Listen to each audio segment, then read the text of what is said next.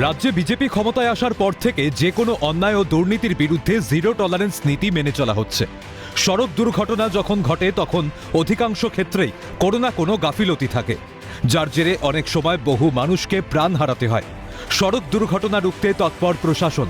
দুর্ঘটনা রুখতে রাজ্যের সব যানবাহনে বসবে জিপিএস এবং এআই ক্যামেরা, এমনটাই জানান রাজ্যের পরিবহন মন্ত্রী অর্জুন সিং। এই সিস্টেমের মাধ্যমে কোথাও কোনো দুর্ঘটনা ঘটলে কিভাবে ঘটল তা জানা যেমন সহজ হবে, ঠিক সেভাবেই দুর্ঘটনার প্রকোপ কমবে বলে মনে করা হচ্ছে। পরিবহনের আইন আছে প্রয়োগ বা তাকে যারা মাইক্রো লেভেলে অবজারভেশন করবে তাদের অভাব আছে। তো সেটা আমরা আরো কঠোরতম যেরকম CCTV camera, AI generated system develop করছি আমরা। হাই স্পিড হলে সঙ্গে সঙ্গে ওখানে অ্যালার্ম আসবে, তখন তাকে ই করা যাবে। এতে কি ওই দুর্ঘটনা কমবে? সবার কমবে। মানুষের দেখুন ভয় না থাকে যে আমার ফাইন হবে, আমার জেল হবে, তখন তো নিরঙ্কুশ হয়ে যাবে, সব যা ইচ্ছা তাই।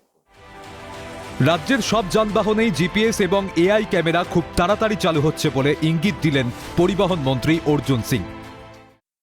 র্যাশ ড্রাইভে কতটা গতি আনা যাবে, গতি রোধ করা যাবে? রোধ হবে এআই প্রযুক্তি চালু হওয়ার পরে, যেটা আমরা খুব শীঘ্রই লঞ্চ করছি। আমার মনে হচ্ছে অনেকটা কন্ট্রোল।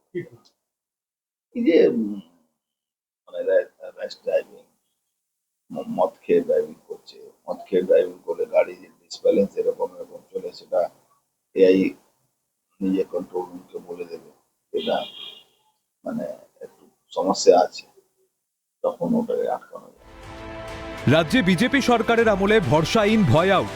তবে যারা অন্যায় করবে বা যাদের গাফিলতির জন্য সাধারণ মানুষকে ভুগতে হবে, তাদের বিরুদ্ধে কঠোর ব্যবস্থা নেবে বিজেপি সরকার। হিমাদ্রি শেখর ভট্টের রিপোর্ট, ক্যালকাটা নিউজ।